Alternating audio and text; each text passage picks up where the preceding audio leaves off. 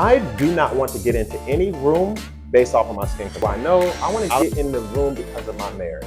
Otherwise, you're patronizing me. If I have the same opinion as Charlie, and you know, I hope you know, that I'm here right here in this city, in this town, on this street for a specific reason, and it's got little to do with money, it's got more to do with how I can help those young boys to start walking here. And Charlie and I on the same page, why can't it just be a difference of opinion? Right? Why does it have to be that he's evil or he's racist? Can't you say that that he's saying that is kind of hateful? When you say that Trump is stupid, are you being hateful? I'm not sure if you know this, but at conception, Dad, not even religiously, biologically, we have something called cells. And at conception, DNA is formed. Mm-hmm. If you have sex with your wife right now and somehow y'all miraculously have a baby, if y'all have a baby, that thing I'll go crazy. in that moment is a life, is DNA. Here's a white man that's saying, stop killing that thing. Maybe you guys would have more power if you stopped terminating each other with guns and with abortion. That's not racist. You know, like I said, I hope he was teaching them the right thing. Who's that, Charlie? Yeah. I mean, from everything that you've seen and we've seen, you would have to give Charlie the same respect. He's human, he lives for Christ, under Christ, but will violate that because he's human. If you can say that, then you would have to agree that Charlie is not hateful. Otherwise, we have to assume that you're hateful too, because you do the same thing. But if he's hateful, then so are you. He brings up, Margaret Sanger and how Planned Parenthood and abortion clinics have essentially contributed to 20 million of our own people getting killed, calling this out. If I may bring it back to Charlie, a white man is saying something that you, respectfully, Father, this is gonna be tough. You don't have the courage to say. You don't have the courage because guess what? You're saying, I don't agree with it, but go ahead, let them do it. It should never be the case that I hear a black man tell me that it is okay for a woman to do with our child what she wants to do, because that a white man is willing to step on stage and say black women should stop aborting their children, and you're not willing to say that when your faith teaches you that you shouldn't do that. Then explain to me why you're not willing to defend the child that's inside of the womb. Like I said, I don't have to account for that. You don't have to account for the 2-year-old who's getting murdered either, but you're against that one, right? All right, why not? But you're gonna stand up against that. Stand up. Why not stand up for the one that's in the womb? If a child is murdered on this street right now by her mom right now, you're going to go tackle her. Well, you got a little limp. You might not tackle her. You're going to make sure she's in jail. What is the theological, philosophical difference? You're going to stand up against that. Stand up. Why not stand up for the one that's in the womb? If a child is murdered on this street right now by her mom right now, you're going to go tackle her. Well, you got a little limp. You might not tackle her. You're going to make sure she's in jail. What is the theological, philosophical difference? I don't understand. You will not be held accountable for that murder of that 2-year-old. You won't be held accountable for a stranger. So again, the abortion thing I love, when we can talk about it. But you're saying, here's a hateful, antichrist white man. I'm saying, here's a white man that's willing to say that you're not willing to say. That is, hear me out. Both of your beliefs say you should not do this. You agree it's wrong. You agree I don't like it. You agree it's unfair. Here's a white man that says all of those things and stop doing it. You choose to put, and I could be wrong, forgive me, but you choose to put your politics over your faith in God, saying, you keep calling me Frozone too, bitch. All right, okay. All right, so I think we live. What's up, Pops? What's up, son? How you doing? I'm good, how are you? It's gonna be very informal, man. Yes. And hopefully very engaging and entertaining as well. I want to start off with saying that I mean this genuinely. I don't think there's anything more I like doing other than like being with my family, my kids, than to talk philosophically about politics, about societal conditions, and who's in office, who's not in office, and why. And I don't know why.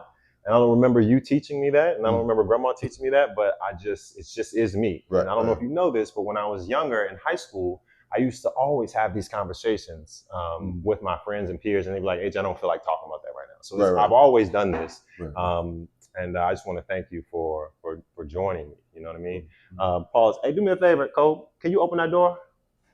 Now it's coming through there trying to get the trash. Just do me a favor. When he done, give him $10, okay? On my register. So thank you. You were. How was your vacation? Vacation was nice. Yeah. We went to South Carolina. All right. You know, for a couple of days. Then we went down to Georgia, down to What's up now? Savannah. Yeah. Went down to the old town, had a good time. Okay. Yeah, so I mean, it rained a lot, but Yeah. we enjoyed ourselves. It was just you and Demetri. Yeah. Okay. Parker got a game Saturday. He came to the game. I appreciate that. You know what I mean? Well, I try to come when I can. Yeah. You know, No, of course. That's what life is about. Yeah. You know what I mean? Family. I don't want to say having a good time, but enjoying the time with the people that you're with. You know what I'm saying? You with Demetri, me with my wife. So, I appreciate that. But if we may get into it. Yeah. All right. So Charlie Kirk, hot button issue. I have yet to say anything about it specifically. Hey, Nas, either one of y'all got a change for 20? Gunna. You got a change for 20? Yeah. All right, can you get it on? Right, thank you. So I shared a couple of things. I've seen you share a couple of things about Charlie Kirk. I guess I'll start with this. Before he was assassinated or shot or killed on live TV, did you know about him? Have you ever heard of him? I mean, I heard about it. I heard about it. Prior to you just heard you just sort of headlines, or just watching his watching some of his videos. Okay. Heard him on. I did catch him on. I wasn't really watching. I think what it was, I was scanning through the television, then when the RNC was talking, he was on there. He was on there. Okay, that makes sense. So I caught that. I caught that part. I just hear him, over the few months. So if we could start with something I hope we agree on. Seeing anybody killed on live TV is horrific, right? Well, knowing anybody being killed is I don't agree with it. Because I don't care political values. I don't care what it is. I think it was wrong. Now I'm looking at these kids. I pray for his wife. Yeah, I pray for his wife too, but I pray for his kids most because now they're without a father. Yeah. Because of someone else's ideology. What I know is evil breeds evil. Yeah. And you can't, like I said, Martin Luther King said, "Some darkness cannot rule out darkness. Hate cannot rule out hate. Only love can do that." Yeah. So we need to get past this, this hate thing. How would you define hate? Like in the context you say we need to get rid of hate, how would you define Well, I mean, anything against we're against each other because of color, creed, ethnic background. But I also realize that this country was built on a whole lot on hate. It was stolen from the Native Americans, because I heard somebody say this morning. I was looking at some of the output, people putting stuff out, and it was talking about people in Europe, and those were the people who they didn't want. So you understand people who left Europe. Yeah, okay. Those are the trash of I guess you could say the trash of and they was sent here, but like the upper crust people, stayed in Europe. Yeah. And I'm even there they started hate. Yeah. Yeah. No, I would agree. I would say I'm glad that there's a lot more that brings us together than tears us apart. Perhaps my upbringing with you in the church taught me that, or maybe just my experiences in the world. I do believe that there's more love than hate. It seems like there's more hate than love, but I'm always the guy that's saying the world is getting better. It's optimistic. I'm the half glass full guy, and I could be wrong, but that's just how I choose to look at the world. I would agree with you that a father with a father. Well, let me take it back. Do you believe that the father is the most important part of sort of rearing a child, creating a strong community? Would you? Yeah. I'm not going to say they're more important than the woman, but do you believe that without the father? The woman has the nurturing part. Yeah. But the father has the standards. How a woman is supposed to be treated and how a man is supposed to treat a woman. Yeah. Yeah. Okay. He go. My cousin gonna get you straight. You ain't get him straight yet. Cut. You give him 10. Okay. Yeah. I'm taping this joint right now, so. So yeah, okay, well then that's good. So then we both agree that before we get into his politics, all right, what's up, bro? What's you, type C? I think I'm using both of my type C's, bro, and I need them right now. I need them joints. I'm like taping something right now. Yeah. Oh no, matter of fact, hold on. I don't need both of them because I'm not using this light. You got it. Okay, but fathers, where was I going with that? We're talking about being the backbone of the firm. Yes. Okay. Yeah. So without looking at his ideology, his belief system, those childs are worse. Excuse me. Those children, Jesus, those children are worse off than they were before last Thursday or Wednesday. Right. Okay. Right. All right. So, well, before we keep on agreeing, we're going to sit down and watch a video about one of Charlie Kirk's, what I believe to be one of his sort of taken out of context statements, and you would perhaps argue with that. Before we watch this video, I want to say to you and to whoever else is watching, I've done some bad things in my life. You've done some bad things in your life.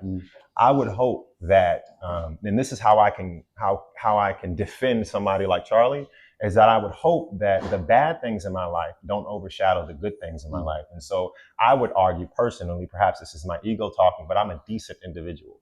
And to some people, I've done wrong things. Cheat on a girl, steal a pencil, cheat on a test, whatever it is, lie on my whatever. I'm not a perfect person. And so what I'm going to do here is attempt to not defend him, but give context to what he's saying. And then also let it be known that I don't agree with 100% of what he says. You are probably the man that I respect most in this life. And I don't agree with 100% that even outside of politics of what you stand for, what you do or whatever, right? That's natural. So I want you to know that, I want the world to know that I'm not defending anyone. I may be defending statements, but that doesn't inherently mean that I agree with everything Charlie said. And to fall on the sword here, as much as I've watched him for the past decade and agree with a lot of the things that he says, I don't agree with everything. And there might be a lot of things that I don't agree with. In fact, maybe we'll watch some videos here and I'll be like, oh, he's wrong. So we'll get into it. This one's the first one. This is on Jubilee. It's a 20v1. The young lady he's debating is very knowledgeable. She's always on debates online. If anybody watches online, she's a good debater. So this one here says, Charlie Kirk said Black people were better off in slavery and subjugation before the 1940s. Black America is worse than it has been in the past 80 years. So here's the video. So there you go. Thank you. That.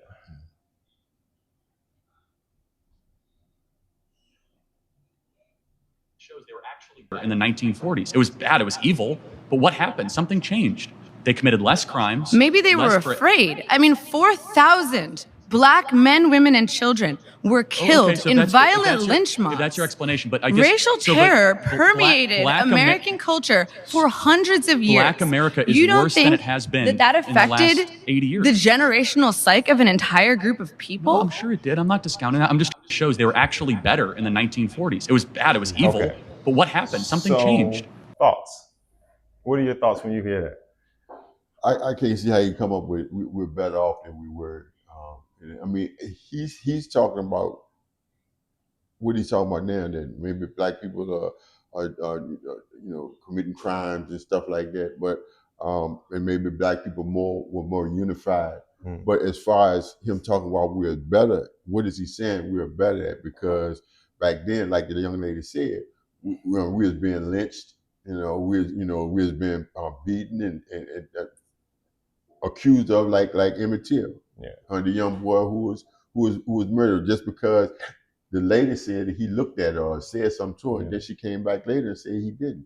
So we had to justify everything we said. We had to fight for everything we said or didn't say. So I don't feel in the fact that him saying that we are better off than they are now. I disagree with him.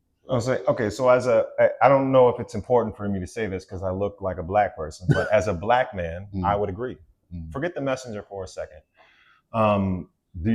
Would I ask you about Charlie and his kids being worse off now than they were before he was killed? I asked you prior to that, do you think that the father is the most important figure in a thriving community, so to speak, not to diminish the lady's role, but, and I think you concurred with that.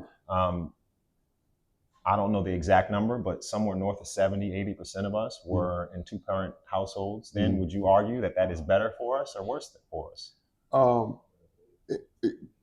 Just really, on an individual level, is that a better stat back then than compared to? Well, I mean, it depends on the household. Just because you have a man and a woman in the household, don't mean it's a better situation, because it might be, For sure, there was probably a lot more abuse back then, but I'm saying generally speaking, I think again, it sounds like you've already agreed with me. I don't want you to backtrack here. Do you believe that having two parents, generally speaking, speaking, two parents, yeah. So then, what he said so far doesn't sound like it's, even if you disagree, it doesn't sound like it's racist or harmful. It sounds like it's coming from a white man, and we don't like that it's coming from a white man. When both you and I know that without a father in the household, the chances of success have been trimmed down.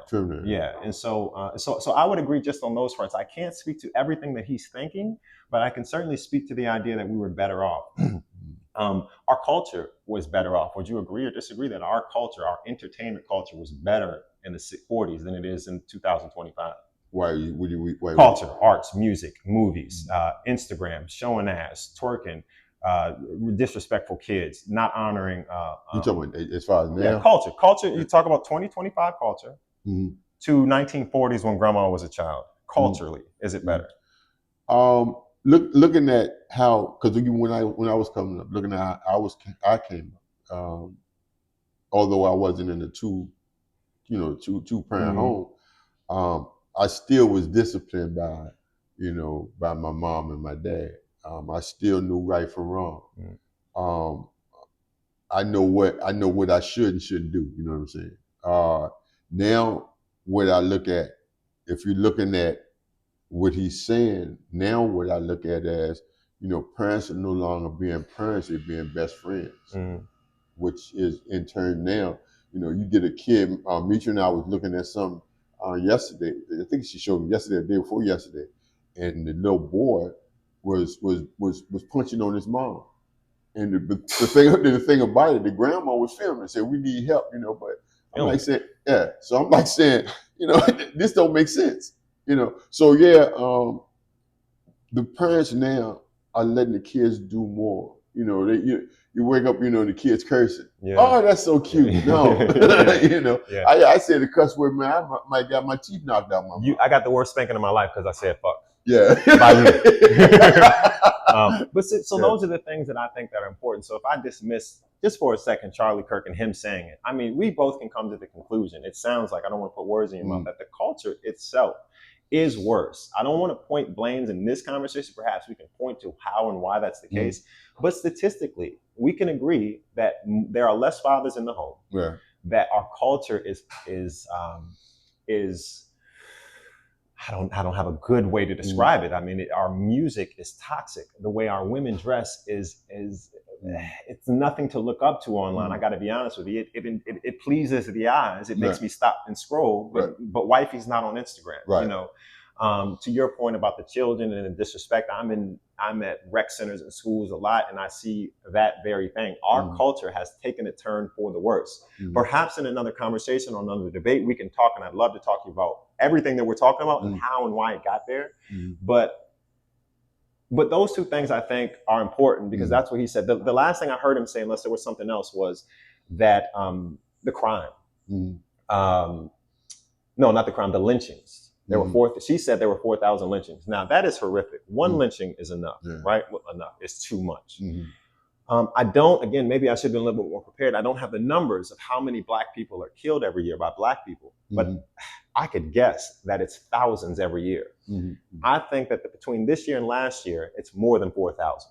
Again, I'm gonna have to look this up. Hopefully somebody can fact check me. But I'm not going to argue that lynchings is acceptable or 4,000 lynchings are acceptable. And I think that is awful for anybody at any time. But I'm going to argue that the amount of murder that young Black men are committing against each other is,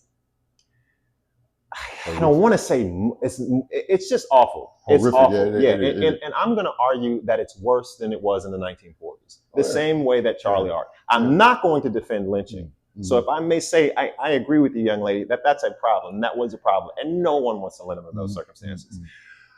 But too many times, another black boy is murdered by another black boy. And instead of dealing with that issue, we turn and we blame something else, or we look at white on white crime where that may be an issue. But again, just staying on topic, do you agree that when it comes to murdering each other, that we are this is what he said, that we are in a worse situation than we were in the 1940s? Yeah, I can say that. Okay.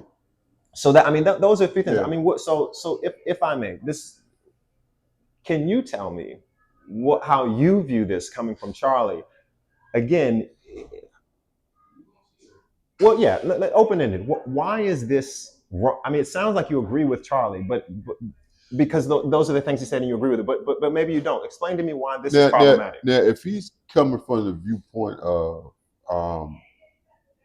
what we're saying, that, you know, more of our black kids are being murdered, more of our black, not just kids, but, you know, black people are being murdered by each other, then I can see him, you know, with that. Now, if he's coming from, you know, another area like the lynching, I don't know if I can't remember, the young lady just brought up the lynching. She said it's not better because 4,000 people were being lynched. That was her argument. Back then. Back then, yeah. That's back then. Well, I mean, you know, because we don't have that now. Now we have, you know, I guess, you know, the police officers you know, are doing more harm to us. You know, more harm to us. Yeah. You know, because of certain situations. You know, sometimes, you know, it may be, oh, you should have stopped. Yeah. But, you know, if you're running away, if someone's running away, you know, let them run and catch them another time. I agree. I mean, let me say this. I'm going to say the exact opposite of you about the police, but I do want to, again, find common ground before we move on, that as an innocent, non-violent, non-drug using child growing up in the inner city, I didn't like the police. And there's no reason for me not to like them other than the way they treated us. Okay, so I think there's a superiority complex that comes with being a police officer. And so I'm not going to sit here and defend police and their actions, but I will say this. I don't inherently believe that we're hunted by the police. When I got stopped by Parker, you know, man, Parker's gonna be great. Man, he's gonna be such a great kid. All of these political, I don't want to put my son on the bus, but a lot of these political positions that I hold come from Parker sending me a text questioning it and saying, hey, this doesn't sound right. The abortion thing. That came from Parker at 6. Another topic, another conversation. Right. But we got stopped by the police and Parker, we leave and Parker's go, why don't people just do that? Why don't they just argue with the police? I'm like, what do you mean? He's like, Dad, I was just sitting here on my phone. The guy came up to me. It kind of scared me, but I just like said hello to him. I saw you talking to him. He's like, why don't people do that? I said, well, sometimes people do that and they still get killed. I said, but you're right. The vast majority of people, if their interactions with the police were like mine and yours were, that wouldn't happen. But now that's subjective. So let's move off the subjective piece. I'm going to go objective. There have been, let me ask you, you know, I'm writing a book, so I got a lot of little numbers in my head.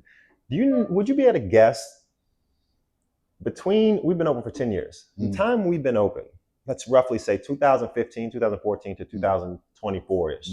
How many murders, how many killings have there been from police officers? How many would you say, justified and unjustified? What would be your guess? I had no idea. What would you guess? Just guess. Shoot, man. I mean, I don't even want to get... Right. It's 10,000. Yeah. That's a lot, right? Yeah. Really? Wow. Okay. The share, I'm going to get off the quizzing. The share of those killings, we represent about 2,000 of those. It's more. It's a little more. It's about 25 or something like that. So white people are almost double that. Did you know that? Almost double. This is just justified, unjustified. Right. Most killings, most shootings from police officers happen from somebody either committing crime or in pursuit of the police. There's rarely a time when people are getting just gunned down by the police. They may be innocent and they may die. I'm not saying that they're not innocent. I'm saying that they're either acting in a way where police have been called, they might be active in a crime, but either way, about 8 out of 10 of these are in commission of some sort of activity that the police had to be initiated. It's not like they're just random. So I think that's important because there's an idea that we are hunted by the police. And although that number that I represent, about 2,500 of us have been murdered by the police, is proportionately larger, it's per capita larger, somebody would have to explain to me why they kill over 4,000 white people as well. If it's such a sort of like issue with our people, why would you say that they're getting killed more than we are? Not per capita, right. I get it. But why are there 4,000 of their murders, well over 4,000 of their murders, killings, if the police are simply just sort of, like you said, lynching us or being unfair to us? What would you say that reason is? Are you saying that there's more white spend? Yeah, a lot more. Now it's per capita. So again, anybody watching this, I understand that 2,500 of us is a lot more than 4,000 of them. I get it, but it shouldn't be any. Well, that's another point. Yeah. The Second Amendment thing that he said is something that we can talk about. But go ahead. And going back to being stopped by the police, I remember when I got out of the military, and I took Terry. We went to Terry was like four other people with her, two or three other people with her. Took them to Pizza Hut on Midlothian, and we went up there. We ate. Joked and everything like that, drank beer, pulled out the driveway, pulled in San Souci. Man, we got stopped by the police. Guns drawn, told us to get out the car. They said, y'all just robbed Pizza Hut. So he went in my pocket. Because when I got out of the military, I had money. Yeah. But man, he said, where you get this money from? I said, man, I just got out of the military, man. He said, you lying. I said, man, look, man, whatever. And then maybe about 5 or 10 minutes later, they say they caught him. Caught the other guys. Yeah. The car wasn't the same. Yeah. It was a different car. Yeah. But I'm like saying, but somebody said, 4 black guys left out. Mm-hmm. Yeah. So I would agree, and I think the vast majority of people would agree that that's wrong. But again, that doesn't negate the fact. So you're saying that anecdotally you've had a bad experience with the police. I too have had bad experiences with the police, but I'm going back to these numbers. Why are they killing over 4,000 of them? And it's almost double the number of ours. So is that, to me, I guess is the question, is that evidence that maybe not equally, but there seems to be a problem with shooting people, both white and black and brown? Isn't that evidence? Wouldn't you need to see the number for white people to be like 1,000 and then ours like double or triple that? Because I'm saying that, okay, there's a problem here. People are being unalived by the police. 10,000 of them. Maybe some of them are justified, right? You would agree that some people need to be killed by the police. I mean, it is what it is. They might be in the commission of a felony, a crime. They might need to protect somebody. Of course. So unjustified and justified, those killings are happening with white people too. So what I'm saying is what Charlie said is we need, there are, what did he say? Some deaths are okay to rationalize the Second Amendment, right? And you would disagree, do you disagree with that? No. You agree with, you disagree with it? Okay. Do you own a firearm? Yeah. Okay. In order for you to own a firearm, you're admitting a question. If you own a gun, are you aware that because you own a gun, everybody else has the right to own a gun? Oh, yeah. And so what that inherently means is you're okay with some deaths, because in order to protect you and your family, you realize that there will be deaths, unjustified and justified, because otherwise you would be anti-gun. So I'm saying, without you saying you're okay with gun deaths, you're actually saying that simply by having a gun. Yeah, I mean, because like I said, I would hate to have to use my gun, for that. Then people are saying, like I say, I don't glorify it. I don't glorify, I don't justify, the killing of Charlie. Is wrong though, but then is he saying it's okay for him? He's been. Well, so I think I think he's actually is saying that. I don't think that he's. So it's okay. So it's okay for him. No. I think that's surface level. I think if we dig deep here, what he's saying is Tony Brewer has a gun. I want Tony Brewer to be able to have a gun. And the only way I'm okay with Tony Brewer having a gun is realizing everybody else is going to have a gun. We can ignore the fact that what that means is we're okay with other people getting killed in order to protect ourselves. You don't have to say that to admit that. I guess you would be anti-gun if you didn't believe what Charlie believed. You don't inherently wish people were getting killed, but you inherently know that if you want to protect yourself, there will be innocent people getting killed because you believe in the Second Amendment. Well, they wouldn't be innocent if they do something against you. No, for sure. Yeah. But I'm saying let's look at an unjustified killing. Okay. Unjustified killing a teen at 14. They almost killed my friend the other day. 14, 15, 16-year-old, I don't know, some kid shoots up the block around the corner, sprays up my man, hits him. My man got staples all the way up here. He just walked in. The guy that you probably see him all the time, got staples all the way up here. If I'm saying you don't want that person to get shot by that AK, by that illegal firearm, right.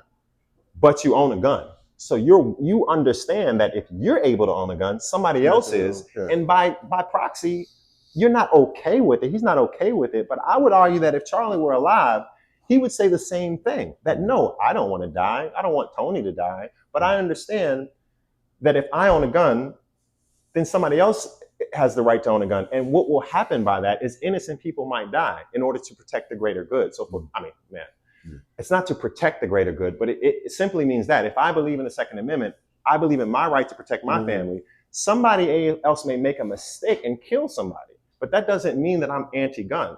So I don't see how what he said. As a matter of fact, let's do this. Let's play it.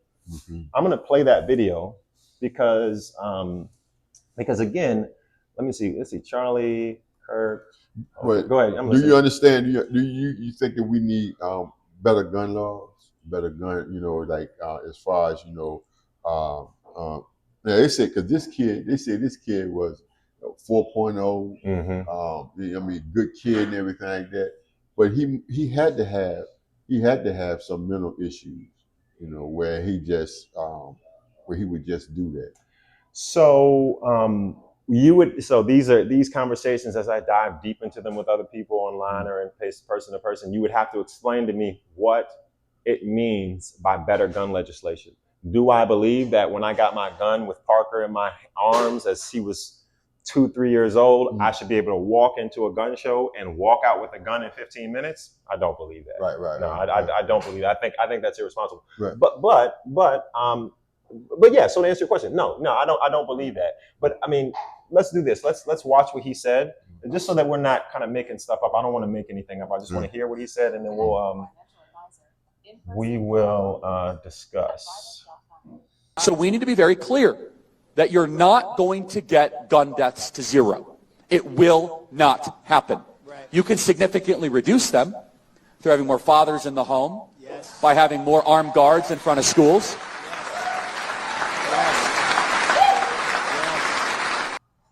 Before we move on, because it's a little longer, he says we won't get gun deaths down to zero. Right. Do you believe that? Yeah, I believe it.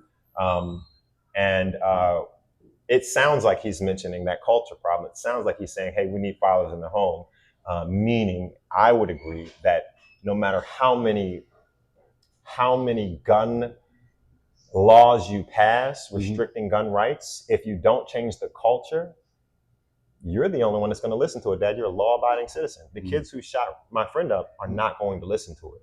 So the culture, it goes back to culture. I'm saying that we can pass all these laws and we can make it harder for me to get a gun and harder for you to get a gun. But the kids on the street it's not going to be harder. Right. Yeah, I got you. Okay. So would you agree that? I'm sorry. Yeah. So he says fathers in the home. We haven't moved past that yet, but I'm saying that I would agree with that we need fathers in the home. Simple as that. Obviously, it's more complex, but if our culture was better, if the young men were raised by perhaps a father like you who's been through some shit that you don't want me to go through, but you taught me better, that is perhaps, I don't know if it's the only reason, but it's one of the main reasons why maybe I never picked up a gun and never showed drugs, because I had a father in my home. So it sounds like he's leading towards, before he makes that statement, hey, why don't we just be better people?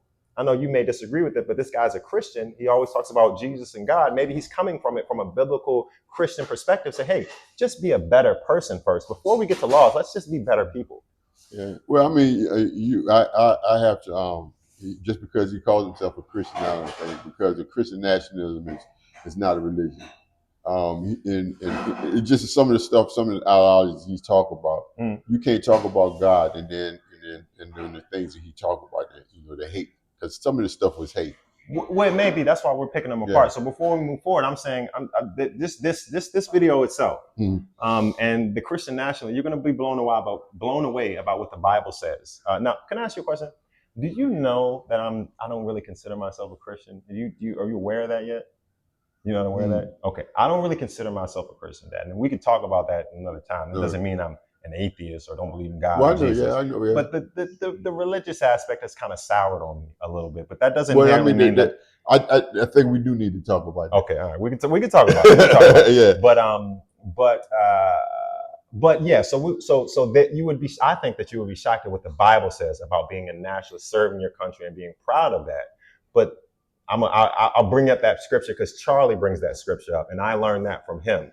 I didn't learn that from the church. I learned that from this strange white man that I didn't know. And I don't consider myself that, but I think that it's been demonized, and I don't think we look to the biblical text to define what that actually means. I think it sounds like it's evil, it's white supremacy, but the Bible says something different about serving your country and being proud of it, or the land that you live in, protecting it, and that sort of thing. But let's finish. Let's see. We should have an honest and clear reductionist view of gun violence, but we should not have a utopian one. You will never live in a society when you have an armed citizenry and you won't have a single gun death. That is nonsense. It's drivel.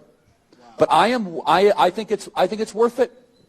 I think it's worth to have a cost of, unfortunately, some gun deaths every single year so that we can have the Second Amendment to protect our other God-given rights. That is a prudent deal. So we need to be very. And you would disagree with that? How can you disagree with that and own a gun? Well, I mean, I like I said, I don't want, I wouldn't want death. Like I said, I wouldn't want, he says, unfortunately, we have to be okay with these sort of things, right? But you own a gun. So how can you be okay with owning a gun, but not aware, or at least unfortunately recognizing that because you want to protect your home, Demetria, your kids, that other people might, in order for you to protect yourself, you have a gun. Right. You're not sitting up here saying, AJ, you're wrong. We don't need guns. You're saying, we need guns. Well, inherently, you need a gun to what? Protect yourself from the bad people. Right. You're saying inherently bad people will do bad shit. I'm protecting mine. I'm not waiting on the government. Right. That's what it sounds like. So, I mean, I just don't see how he's saying, hey, I should have died, or we should, death is okay. It sounds like he's saying, unfortunately, there are bad people in the world, and we have to protect ours because the criminals ain't going to listen to the law. True. Yeah. You got anything to add on this? No. No? Okay. All right, let's move on. Let's see here. So Charlie, I keep hearing that he's a racist. And would you say that he's a racist? Yeah. And then I guess why would you say he's a racist? Because of the ideology he talks about. I mean, he one specifically. One, he's talking about, black people, He talk about how black people, shouldn't, I can't remember what he said. I was looking at something. I'm looking up just generally, because I don't remember this stuff either. Yeah. I'm struggling trying to type in something.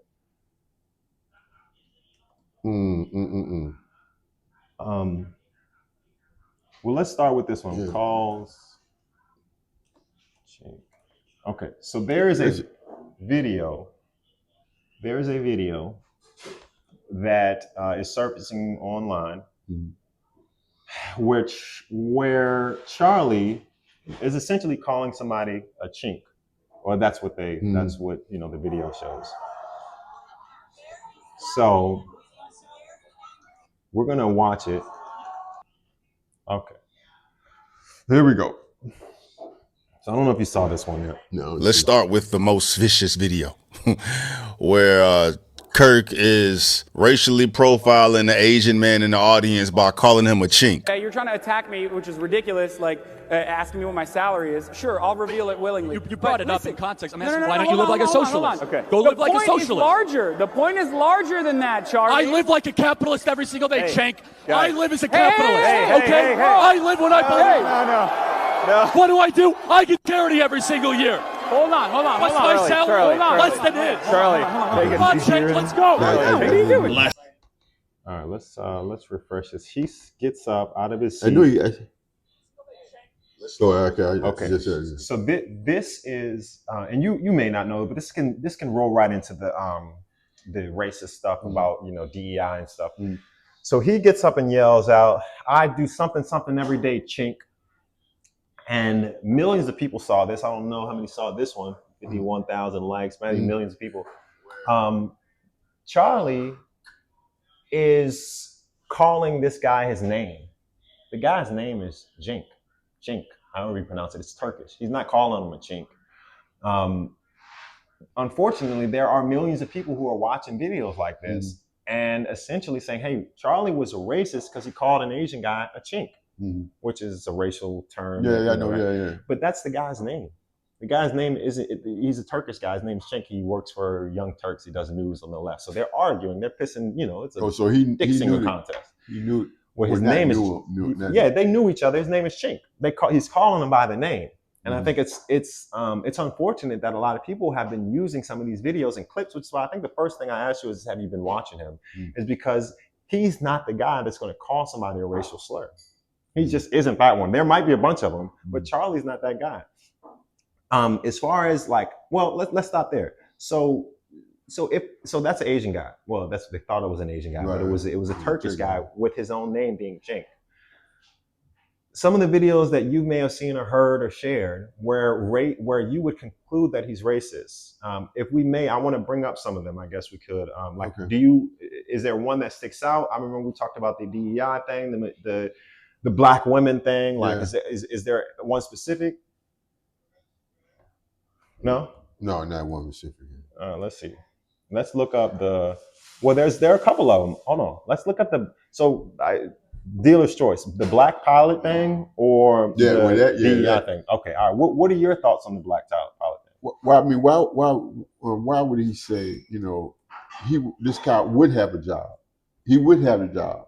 He would. Who would? Yeah, the pilot. It's not DEI or not just, he's because he wasn't trained right. He got the job because he was trained right. Why would you say something like that? I'm just saying. Why would you say something like that publicly? Bring that out. If the guy wasn't. Okay. I mean, all right. Yeah, that's a great question. Yeah. So here is trying to find these videos as we move on the fly. Is this it? This doesn't.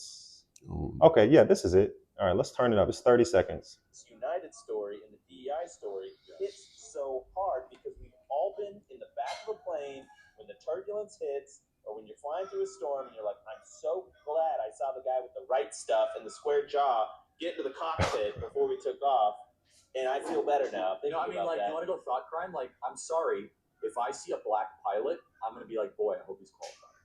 Well, that's you wouldn't have done that. You wouldn't have done that before. That's not an immediate. No, you wouldn't. Okay. Yeah. All right. So how many white pilots have crashed? Or you have a lot of white pilots who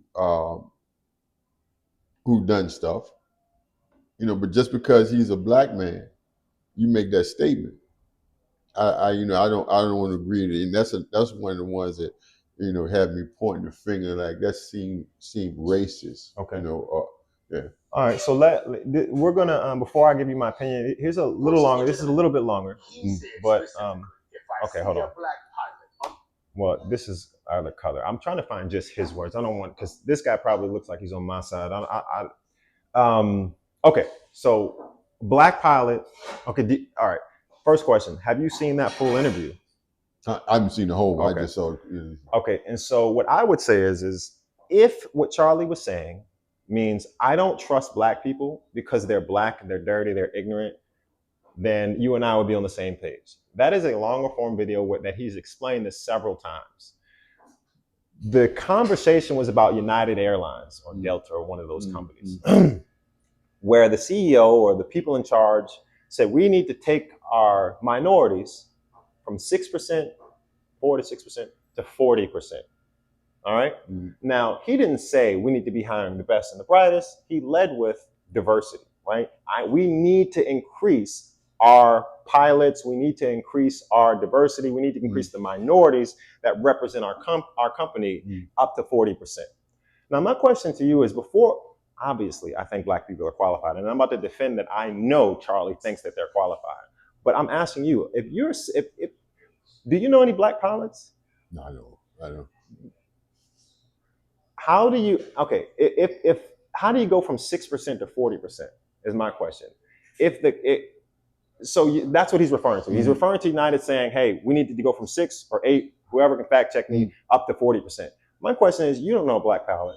I don't know a Black pilot. I'm not arguing that Black people shouldn't be pilots. I'm actually a big believer in dreaming as big as you can. Shout out to Lamar, a friend of mine is a Black pilot, but they just don't exist. So my question is how in the world do you go from 6 to 40%? How is that possible without lowering the standards is my question to you.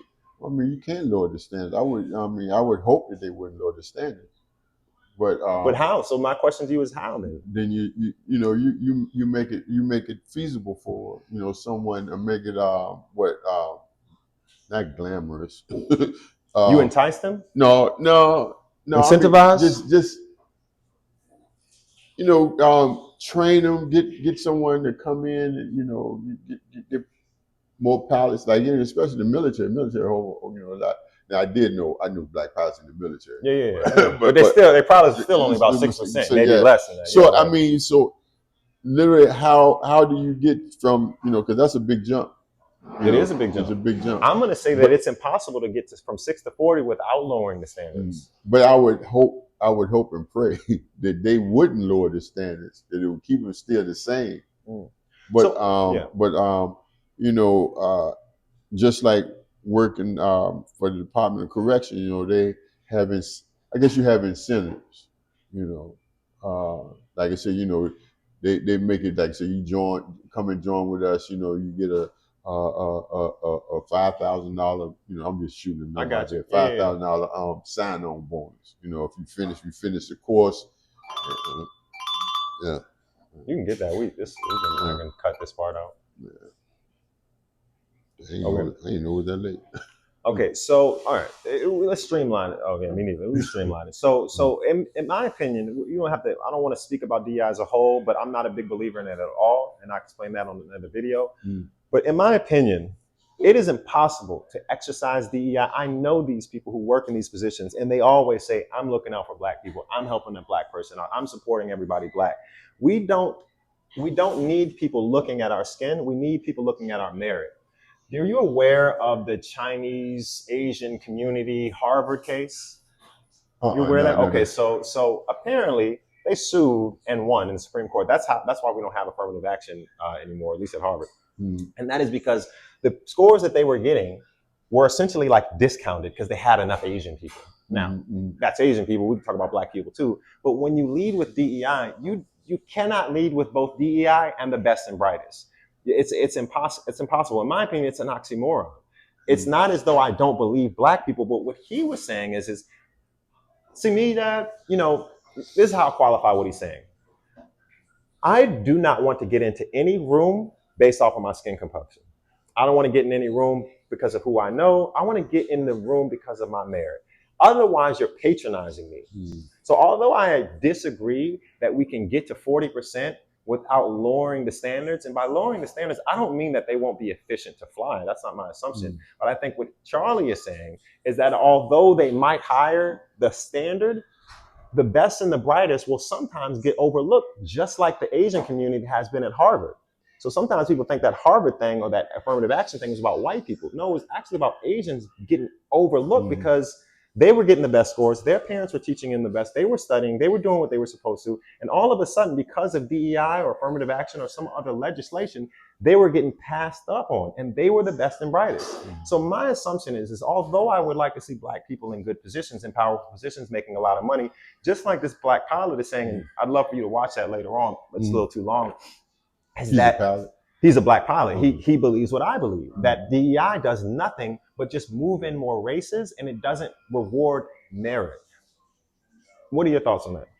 Well, the way I look at it, man, I'm gonna tell you that we shouldn't be we should what they say, we are all created equally, but we're not created equally. We came over here, and I know I might be going off. Fine. But we came over here not because we wanted to, because we was forced. And I'm gonna tell you like this: we deserve more than we are getting because we built this country. I might be going off on something different. That's all right, go ahead. But we built this country. This country was built on the backs of black people. So would they give us? They owe us that. Who owes who what? This country owes us that. Okay, this country owes me what specifically? This country owes everything that we supposed to have. I mean, for example, what? This country owes Ajay Brewer what? I deserve to be treated equally. I'm treated equally. We're not treated equally. We're not treated equally. Okay, so in terms of Mr. Kirk, because I would just simply disagree, but I don't want to get lost off on a tangent. Go on a tangent. But I'd love to have that conversation with you. That's why I say Charlie, let's say this. Let's say I agree with Charlie. This black pilot agrees with Charlie. Not that we don't need more black pilots. We all want more black pilots, but that we should be led with merit and not what we look like, because it is inherently not looking at the best and brightest. It is by definition not looking at the best and brightest. It is saying, hey, but to your point, black ancestors have been treated a certain way. Let's use this as sort of a tool for reparations to give black people what their ancestors worked for. I would inherently disagree with that. And you would, I'm on Charlie's side. You would disagree with Charlie. But my question is, why does disagreement have to mean that he's racist or he's mean-spirited or he doesn't want black pilots? He is, let me just button this up. He is an entertainer. I get he set that per shock value, but something that he knows that a lot of people don't know. DEI doesn't affect black people equally. It affects us at something less than 10%, meaning white women get the benefit, a lot of other minorities get the benefit, but it's not even a tool that's something that we are the majority receiving. For example, the Target thing. We're not even in the majority of DEI benefits. It's white women. And a lot of people are knowing that now because, social media and online and people are educating themselves. But I don't understand how a difference of opinion. If I hold the same opinion as Charlie, and I hope you know, that I'm here right here in this city, in this town, on this street for a specific reason, and it's got little to do with money, it's got more to do with how I can help those young boys that used to start walking here. And Charlie and I are on the same page. Why can't it just be a difference of opinion, right? Why does it have to be that he's evil or he's racist? Maybe he sees things the way I see it, as though I don't care. I care. Oh, this is great. You're a preacher. I just got a word from somebody. You, maybe not you so much, but you fought a little bit. Granddad fought a little bit. His father fought a little bit. You go back couple hundred years ago, they did the work. How dare I not live out their dreams? They already struggled. Why, in fact, do I want to be respected for my race or hired for my race when I could be hired for what I've learned, educated myself on, the network that I've made? I don't need things because I'm black. I need things because I've worked for them. And so I'm saying, my question to you is why can't he be saying that? And then you just simply disagree with that thought process. To your point, hey man, Charlie, I disagree. We've been through more than you. This is wrong. I debate you. You're wrong. I'm right. Why does it have to be that he's evil or that he's racist?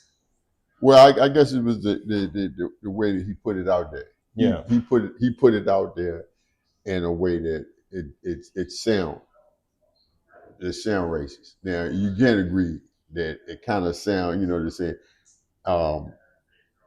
if I see a black person,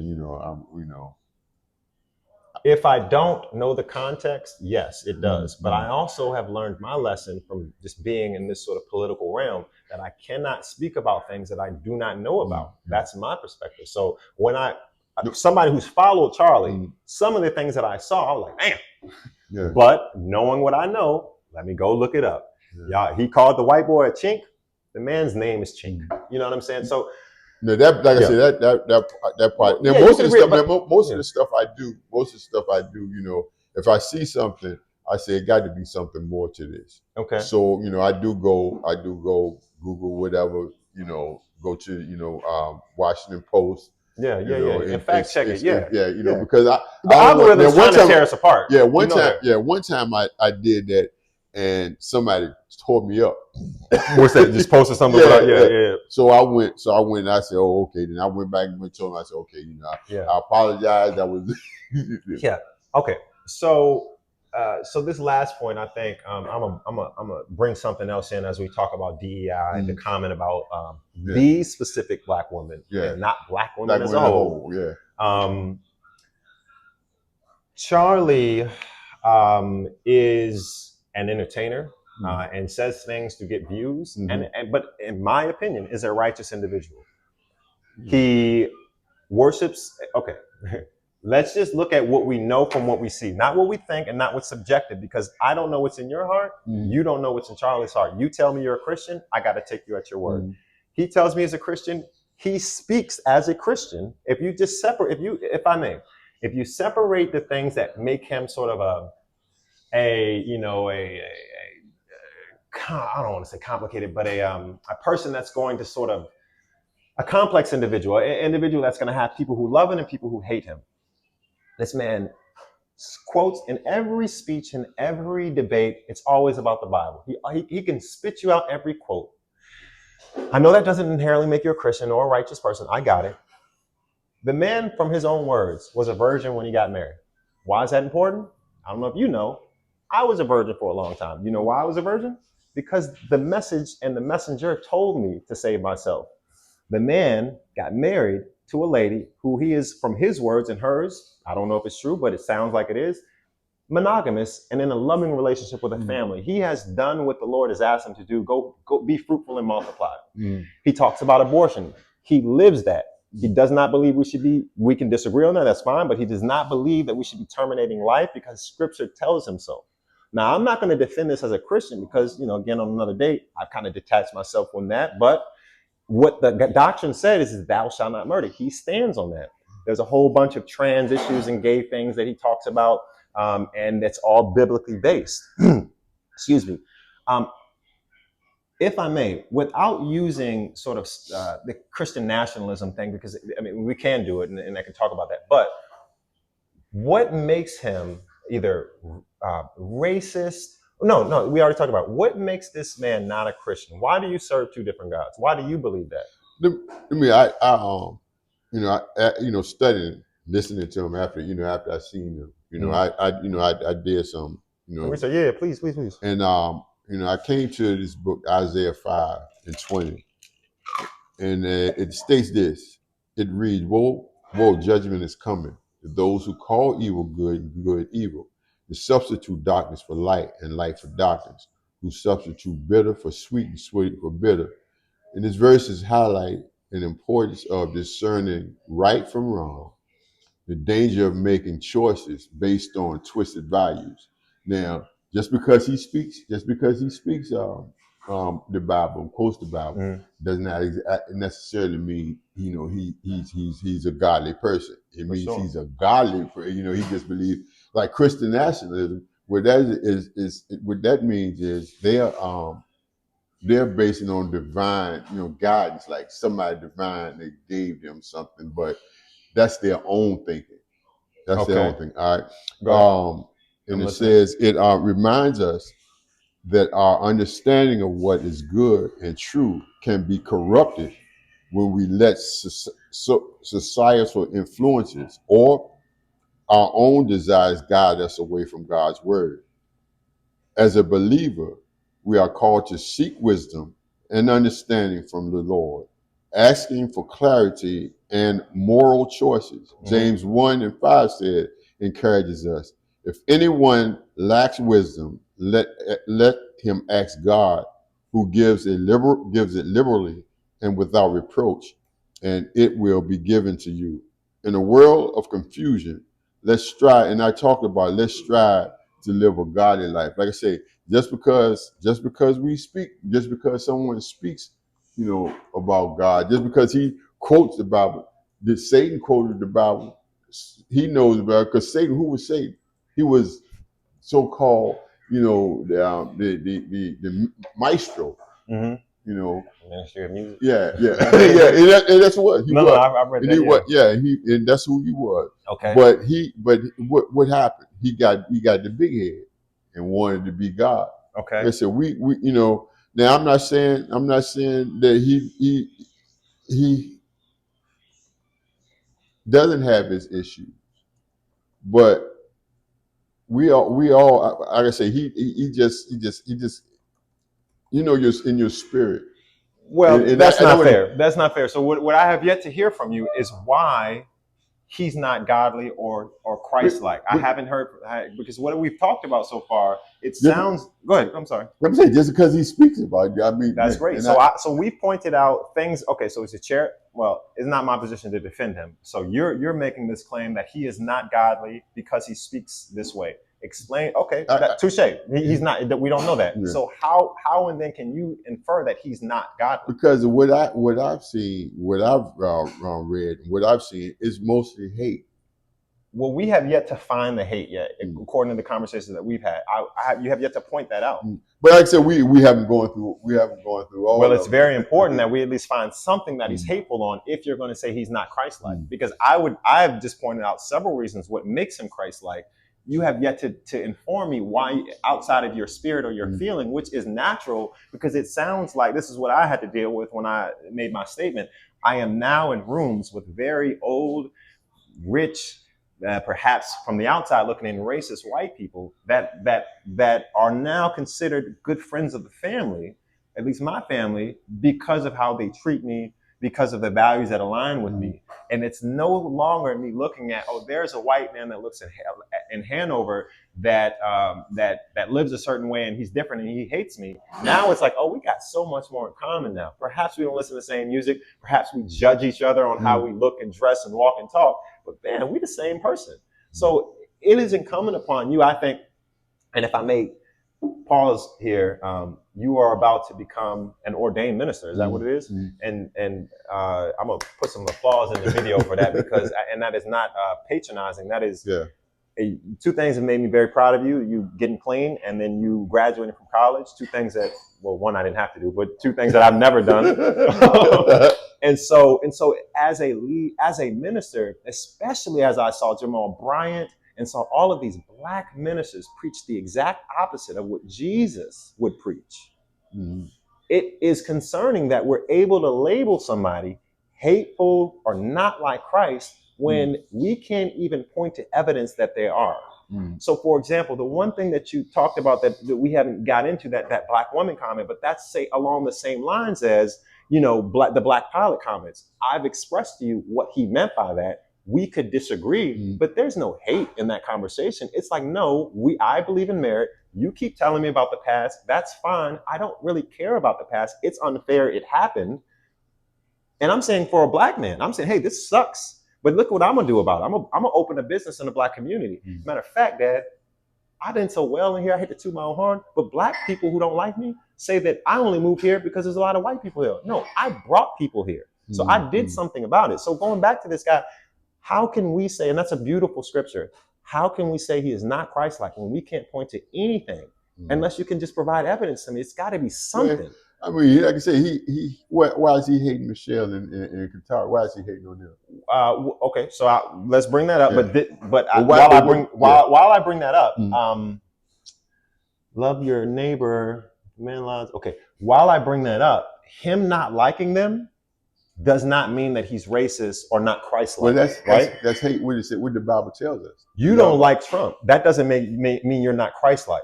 So somebody disagreeing or not liking you doesn't mean they're not Christ-like. Would you agree? Right. Okay. But I say he what does the Bible say? Now I can say the Bible says what? Love your neighbor. Right.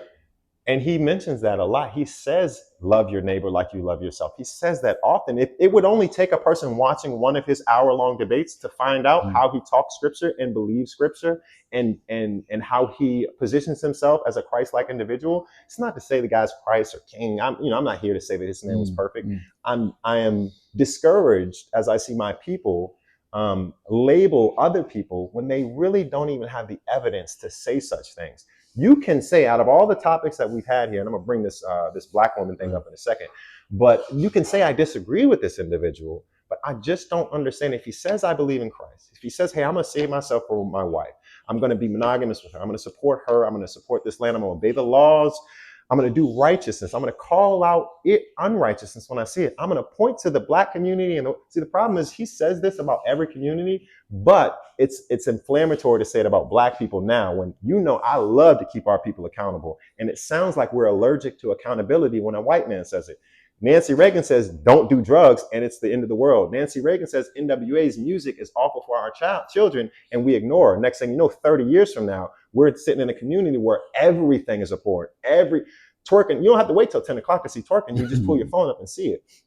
So it sounds like when white people see it, when white people say it, we just get upset about it. But I mean, because I talk about the music now. The music now is not. The substance is not there like it used to be. What it is our kids now. They're thinking. Yeah. They can't decipher. Okay, what's good about the music? Now I can listen to the music, and I can listen to the beat, and the beat is good. Or if I hear the music, hear the lyrics, I know the lyrics. I say, oh, that's kind of rash. It's awful. Our music, and I listen to it. It's awful. If we can't call a spade, I don't care who says it. Yeah. David Duke, a racist individual that I do not support, could say our music is trash, and I'm like, damn, we got something in common. Because it just is. Yeah. So this is what he said. This is what Charlie. I'm not gonna find. I can find the video, but this is fine. This is his words. Okay, so if we would have said that Joy Reid and Michelle Obama and Sheila Jackson Lee and Ketanji Brown Jackson were affirmative action picks, we would have been called racist. Now they're coming out and they're saying it for us. Before I move forward, are you aware that some of these people have said that if it wasn't for affirmative action, I wouldn't be here?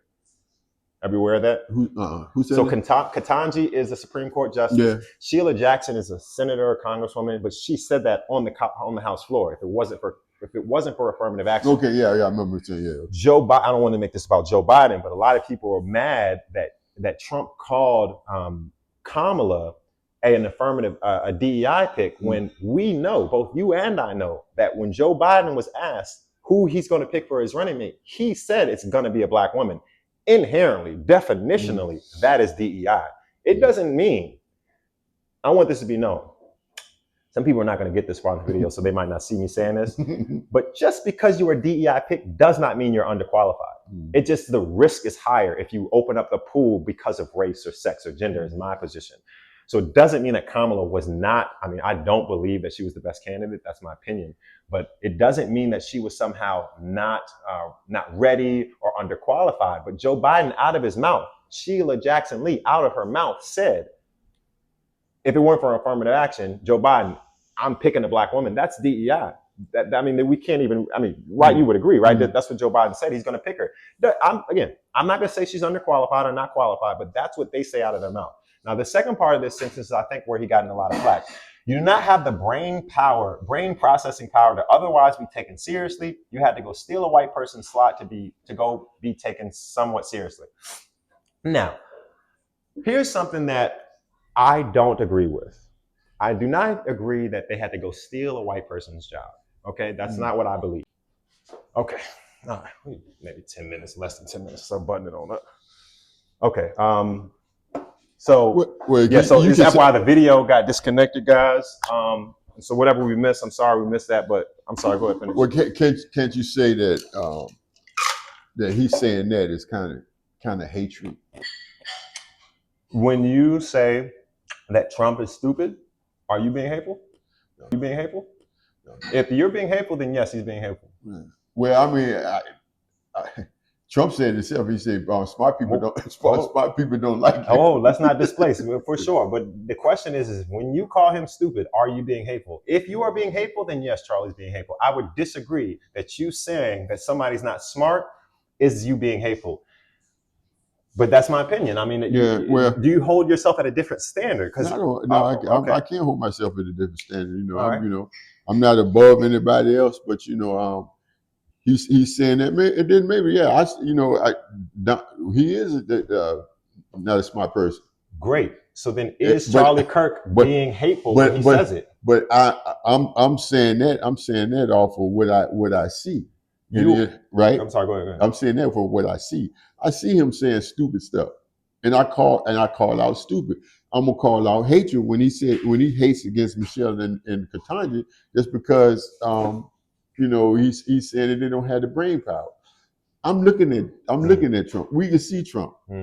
He doesn't say some right things. So what you're doing, and first and foremost, let me say this: love Michelle Obama. Not a big believer in Kamala Harris's position. He didn't mention her, but love her too. She seems like a very smart person. Reminds me of Aunt Kim a little bit.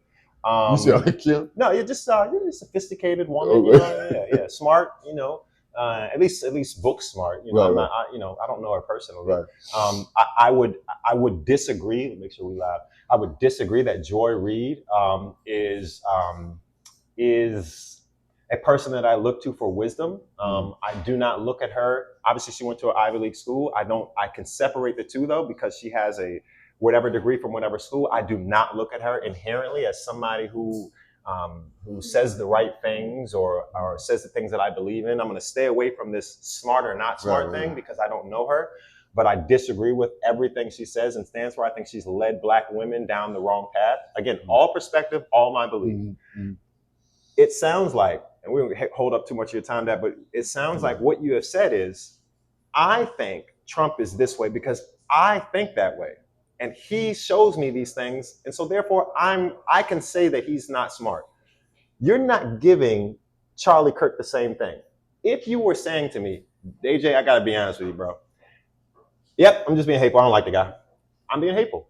Then I would say, okay, Dad, I can respect that now. Now it sounds like what you're telling me is I'm human and I'm not perfect. Yeah. But then you would have to give credit. You would have to give Charlie the same respect. He's human. He lives for Christ, under Christ, but will violate that because he's human. If you can say that, then you would have to agree that Charlie is not hateful. Otherwise, we have to assume that you're hateful too, because you do the same thing. Well, I guess I'm a hateful, but he just speaks. That was just hateful for him to say. And I mean, like I say, I don't like him. Well, God rest his soul. And I'm, like I say, I go back to it. Sorry that his family have to be, without him. Because that's it's a hurt. I think about me losing somebody. I remember losing a cousin. D. And I remember that, and it might not be the same thing. But I saw his kids had to grow up without him. So I'm sorry for him. Yeah. And I'm sorry for his kids. Because now they have to miss that one-on-one, that growing up, him telling them, like I say, and I hope I hope he was teaching them the right thing. Who's that, Charlie? Yeah. I mean, from everything that you've seen and we've seen, he is. You have not provided to me where he is a mean antichrist person. Yeah. It sounds like, from what we've just seen, that there are disagreements, let's say on DEI. So, you out, bro? All right, man. See y'all later, bro. All right, Gunner. It sounds like there's a disagreement on policies. That's what it sounds like. This guy represented for somebody who watches him, quoting scriptures. Do you remember the video of him defending Lamar Jackson, the football player? No, I ain't see that. So he goes, yada, yada, yada. We both believe in Jesus Christ. So that's my brother. I'm I'm paraphrasing it, but that's what he's saying.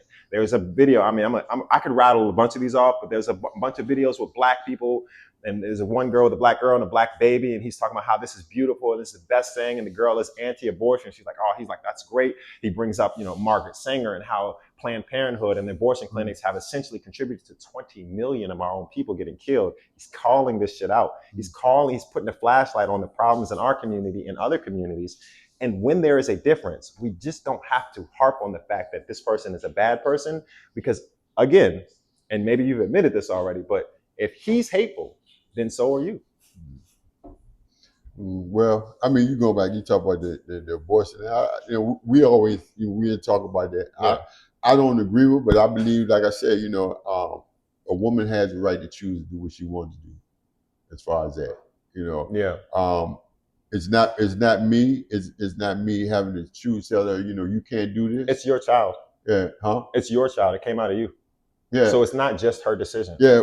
Yeah, I mean, I had that happen to me. Yeah, I've had it happen to me. Prior to 1973, before it was passed, this is not something that was pervasive in our community. We didn't do this. We didn't think that it was okay for a woman to make the choice by herself. But again, I'd love to do that conversation. But back on Charlie is saying the opposite of what you're saying as a black man. You're a black man in the community. I'm telling you as your son that 20 million of us has been murdered. Let's give 2 million away for rape, incest, and murder. It's not even that high, but let's assume it was a big number.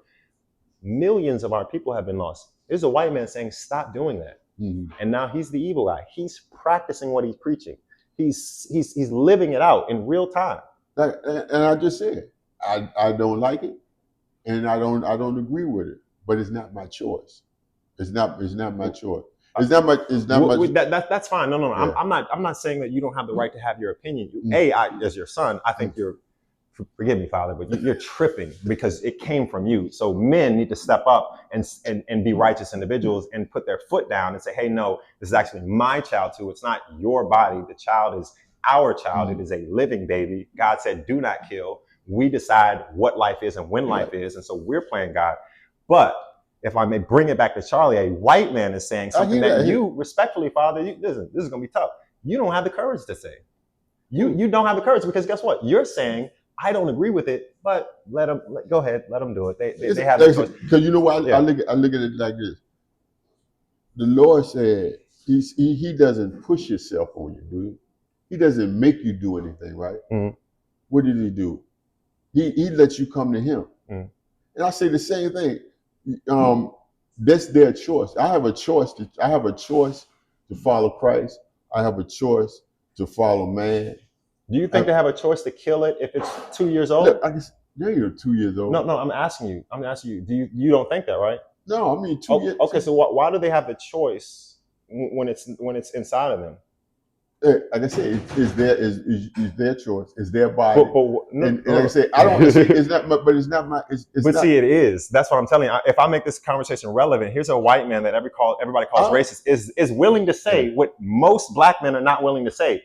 Y'all need to step up and stop and listen on. Okay, so here's something that you may not know. That let me educate you a little bit. And I'm not trying to change your mind on the abortion thing, right?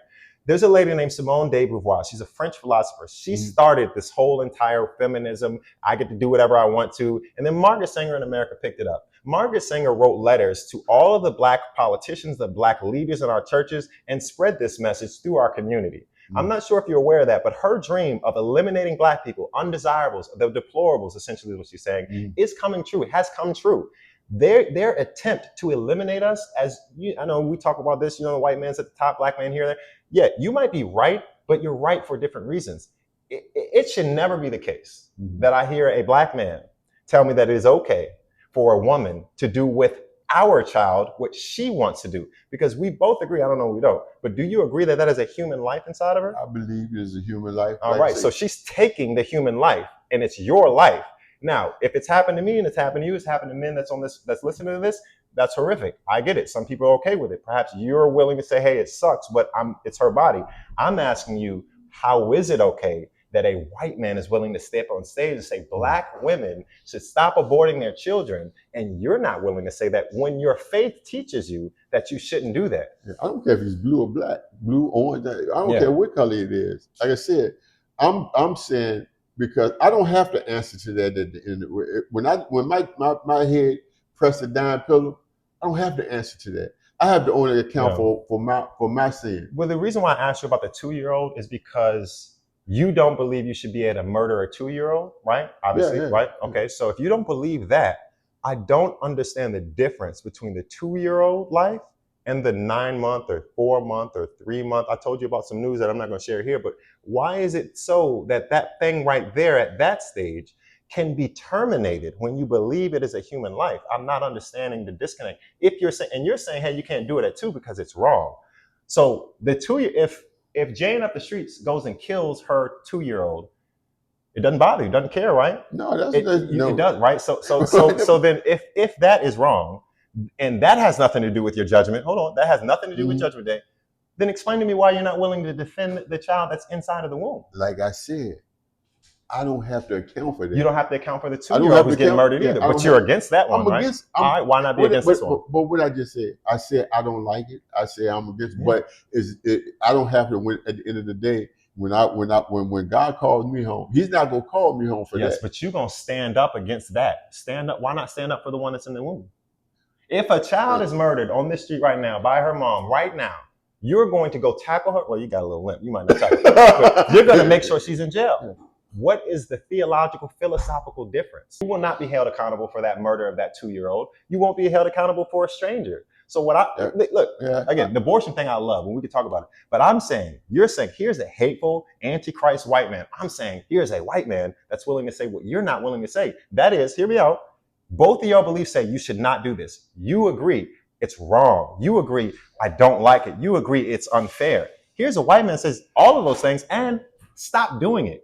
You choose to put, and I could be wrong, forgive me, but you choose to put your politics over your faith in God, saying, my body, my choice, which is a theme that politicians created, which is not in the Bible. Thou shalt not kill is in the Bible. You're not willing to hold yourself to that standard. This white antichrist man is, and he's speaking for your own community. So instead of saying, hey, instead of you saying, hey, women, I get it. It sucks. Sometimes we got to do what we got to do, but we need to stop killing our own babies. That's wrong. And there are a lot of black pastors that do that, and salute to y'all who do that. This white man's doing it. Why can't we do it? Why have we chosen politics over our faith? I'm not choosing politics. Politics ain't got nothing to do with it. It's just choice. It's choice. Yeah, and that comes from politics. Yeah, that comes from the political decisions. Well, that didn't exist before 1973. That is not me. Politics ain't got anything to do with the way I feel about it. But like I said, does do not kill supersede that feeling? I say do not kill. You ain't supposed to kill anybody. Yeah, I understand. And that should supersede this obvious, because my body, my choice, right? Can I share your story? Okay. So you used to be on some sort of drugs, right? Yeah. Do you believe that should be legal? You say legal. Legal. No. Why shouldn't it be legal? Because it destroys people. And you're lucky enough you had a supporting system, so we turned all right, right? Mm-hmm. My body, my choice is a lie. You don't believe in my body, my choice because you know if you do drugs and you don't have help, your kids will suffer. Not always my body, my choice. Mm-hmm. There is a life inside of you that is not yours. I'm not sure if you know this, but at conception, Dad, not even religiously, biologically, we have something called cells. And at conception, DNA is formed. Mm-hmm. If you have sex with your wife right now and somehow y'all miraculously have a baby, if y'all have a baby, that thing I'll go crazy. in that moment is a life. It's DNA. Here's a white man that's saying, stop killing that thing. Maybe you guys would have more power if you stop terminating each other with guns and with abortion. That's not racist.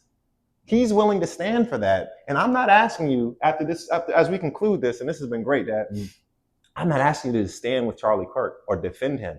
I'm saying it sounds like he's living a righteous life. Why do we have to hate on everybody who thinks, looks, and is different than us when in theory, it's just differences of opinions? That's all I'm saying. Because everywhere I look for this guy, yes, he said some outlandish things that I got it. You should hear the conversation I have. All right. And we probably have said some inappropriate things together. But this man is living for Christ, something that I can only honor and acknowledge. And outside of some outlandish things that he said that we take offense to, he just seems like a righteous individual. That abortion thing, it really hits it on the head. He is willing to stand when 90% of our people aren't willing to stand for life. Because we keep harping on the fact that Margaret Sanger, who started this Planned Parenthood, I really need you to read on this and the psychology of what she used, who she used to infiltrate our communities. These pastors and preachers that you respect and I still respect, they use them. This information is on Planned Parenthood's website. You can read her words. Who was that? Margaret Sanger. She is the founder, or somehow their Planned Parenthood got gobbled up or something, but she is essentially the mother of abortion in my eyes. And her letters are public. And she said it specifically. These 3 or 4 Planned Parenthoods we have in Richmond, it's because of people like that. But again, if I may, and I'll let you have the last word, how do we watch a white man say the things that will protect our communities? Stop listening to the bullshit. Your culture is awful. It is. The music is awful. Why don't you honor people like Thomas Sowell and Clarence Thomas over your rappers? You can disagree with Clarence Thomas. I'm not here to defend anybody. But why is it that Thomas Sowell, Clarence Thomas, and any of these other black leaders are somehow ghosts in our community, but our rappers are upheld? Why are y'all afraid to stand up for your own human beings inside of your wombs? Because of my body, my choice. Like this guy was doing the things that some black people actually need to do and need to preach. And I'm going to stand on that ledge and say, not everything, but the things that we discussed here, perhaps, a couple disagreements here, especially on the not having the brain power. I got it. I got it. You know what I mean? I'm not an idiot. I get what he was saying. He was being outlandish. It was offensive. I got it. But he's willing to do a lot of this stuff and say a lot of this stuff. And this is why I appreciate you saying yes, because I was afraid you were going to say no. He's still good. Because no matter what he believes, that was a person that was willing to come to the table and talk with somebody who disagreed with him. Wasn't going to go to Facebook, wasn't going to go online. I mean, he put it online, but he's going to meet you face to face and say, hey, this is what I believe. You can have the last word. Well, it was a good dialogue. Yeah. I'm sure we'll get to do something like this again. We'll keep picking. Yeah. We figure out, it's good. We didn't argue. It's good. I mean, you would have the last word. I'm sorry. Go ahead. I'm about to talk but you said, but when I saw it, I said, he really must want me to. He really must want me, to talk to me. We don't get to do this often, and when we do it, it kind of goes off. But I hope to do more of them. Yeah, but I want to do more stuff like this because, especially dealing with the black community, I want to be able so both we can come together and talk about what's going on in the community and maybe how we can come together and help the people in the community. Because I see the community deteriorate. Now I do agree with Charlie. As far as he's saying that man, we got to stop killing each other. We do have to stop doing that. We have to come together. So who better to do that is us. We don't need the white man to show us how to do it or to do it.